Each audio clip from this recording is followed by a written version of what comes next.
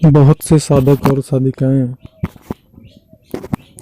यह जानने और समझने के लिए परेशान रहते हैं कि हम जो कर रहे हैं, कोई भी अनुष्ठान, कोई भी जाप या साधना जिसमें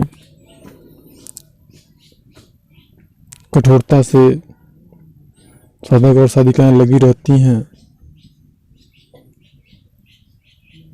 तो कठोरता के साथ में साधना करने के बाद भी उन्हें यह निश्चित नहीं हो पाता है या वह निर्णय नहीं कर पाते हैं कि आखिर मेरी साधना कैसी चल रही है, मैं सफल हो रहा हूँ कि नहीं हो रहा हूँ, या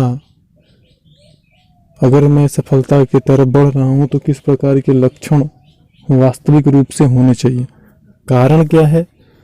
सोशल मीडिया पे जो उपलब्ध जानकारी है वो ज़्यादातर लोग सुनी सुनाई बातों के आधार पर ही देते हैं, थोड़ा बहुत आगे पीछे करके या बढ़ा के। स्वयं का प्रैक्टिकल कोई ज्ञान नहीं होता, किसी का खुद साधक कोई नहीं होता या खुद कोई साधना करके उन प्रैक्टिकल अनुभवों को नहीं प्राप्त करता है और शेयर करता है। ऐसा होता नहीं है। जब कोई साधक स्वयं साधना करके प्रैक्टिकल रूप से अपने अनुभव को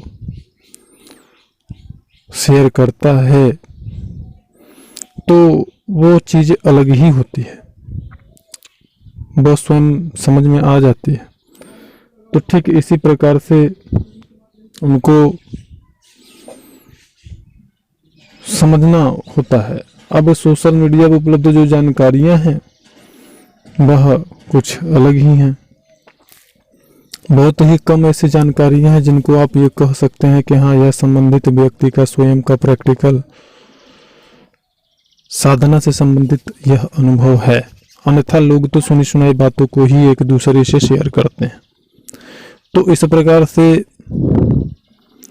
सभी भ्रमित रहते हैं कि हम क्या करें, और ज़्यादातर लोग बिना गुरु के ही साधना करते हैं उनके हिसाब से, या ऐसी जानकारियां भी उपलब्ध हैं इंटरनेट पर जो बोलते हैं लोग कि गुरु की आवश्यकता नहीं है, गुरु के बिना भी साधना किया जा सकता है, या इस भगवान को गुरु बना लो तो बना के साधना कर सकते हो। तो अब किसी भगवान को गुरु बना लेना का मतलब यही होता है कि आप किसी लड़के को या किसी लड़की को, कोई लड़का या लड़की अगर प्यार करता है, प्रेम करता है, तो वो लड़की से वो कुछ न बोले, जाहिर न होने दे, या उस लड़की को पता ही न चले, उसको जाहिर ही न हो, पता ही न चले कि कौन मुझे पसंद करता है, तो उसकी प्रतिक्रिया या क्रिया क्या हो सकती है। तो एक हाथ से ताली तो नहीं बजती है। तो ठीक इसी प्रकार से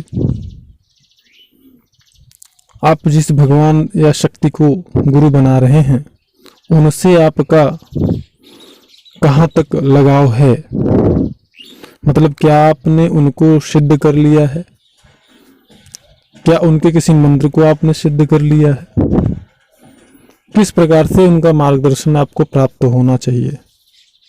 क्या आपकी दिव्य दृष्टि इतना पैनी है कि आप उस शक्ति से, उस देव से जरूरत पड़ने पे अपनी समस्याओं का समाधान प्राप्त कर सकते हैं। आपकी साधना में अगर अवरोध आ रहे हैं तो क्या उस शक्ति से, उस देव से आप संवाद कर सकते हैं, अपनी समस्या का समाधान उनसे पूछ सकते हैं। इसलिए सदेह गुरु का होना अति आवश्यक होता है। साधना आप कोई भी करें, इस गुप्त नवरात्रि में जो साधक साधिकाएं साधना कर रहे हैं निश्चय ही उन्हें तीव्र अनुभव होंगे, इसमें कोई संदेह नहीं है।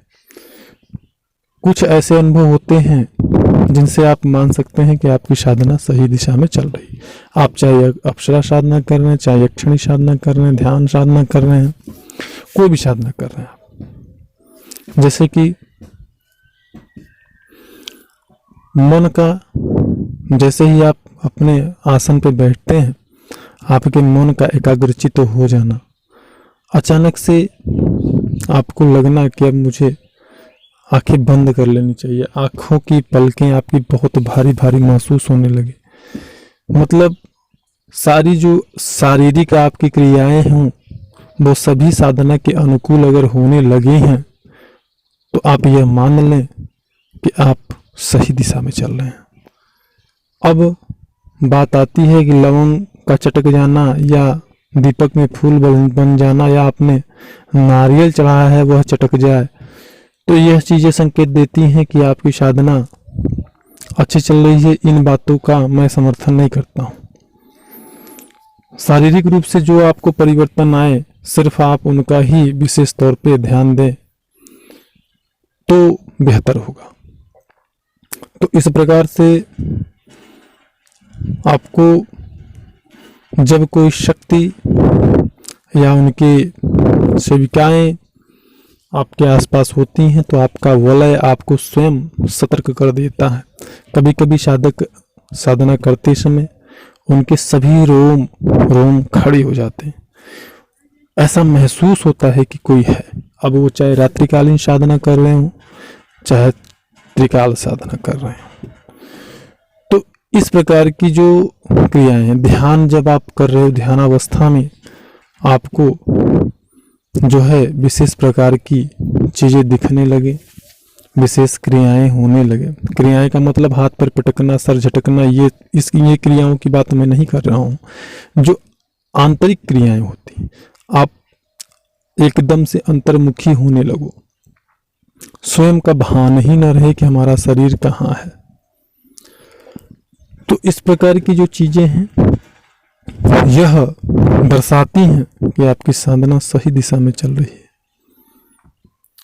संबंधित शक्ति को याद करते करते आपकी आंखें भर जाएं। साधना काल में आसन पर बैठे बैठे बहुत रोने का मन करे तो आप ये समझना कि आपकी साधना सही दिशा में चल रही है। इसी प्रकार के कुछ और भी लक्षण होते हैं जो कि बताते हैं आपकी साधना सही दिशा में चल रही है। अधिक जानकारी के लिए वीडियो में फ्लैश हो रहे नंबर पे कॉल कर सकते हैं। मिलते हैं नेक्स्ट वीडियो में, तब तक के लिए धन्यवाद।